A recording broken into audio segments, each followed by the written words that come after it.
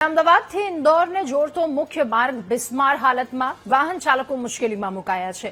ખરાબ માર્ગના કારણે અવારનવાર અકસ્માત થવાની આ રસ્તા પર ફરિયાદ પણ ઉઠી છે।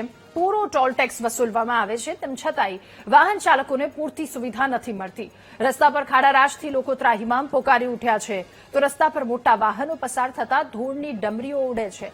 ધૂળની ડમરીઓના કારણે પાછળથી આવતા વાહન ચાલકોને મુશ્કેલી પડે તો રસ્તાની બિસ્માર હાલતથી વાહન ચાલકોમાં રોષ જોવા મળ્યો। ગુજરાત અને મધ્યપ્રદેશને જોડતો મહત્વનો માર્ગ હોવા છતાં અહીંયા સુવિધા શૂન્ય છે।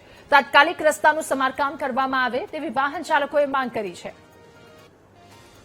ત્યારે અમદાવાદથી ઇન્દોરને જોડતો આ માર્ગ અત્યંત બિસ્માર હાલતમાં છે। એક તરફ વાહન ચાલકો પરેશાન છે, ટોલ ટેક્સ પૂરો ઉઘરાવવામાં આવે છે, પરંતુ વાહન ચાલકોની દશા, વાહન ચાલકો દ્વારા કહેવામાં આવ્યું કે યોગ્ય રીતે સમારકામ કરવામાં આવે, તાત્કાલિક રસ્તાનું સમારકામ કરવાની વાહન ચાલકોએ માંગ કરી છે। રસ્તા પર ધૂળની ડમરીઓ ઉડે છે અને સતત ધમધમતો આ રસ્તો કે જ્યાં કેટલાય વાહનોની અવરજવર થતી હોય છે। બિસ્માર હાલતથી વાહન ચાલકોમાં ભારે રોષ જોવા મળ્યો છે। એક તરફ પૂરતો ટોલ ટેક્સ વસૂલવામાં આવે છે અને બીજી તરફ એ પ્રકારની સુવિધાઓ નથી આપવામાં આવતી, જેને લઈને ત્યાંથી પસાર થતા વાહન ચાલકો રોષે ભરાયા છે।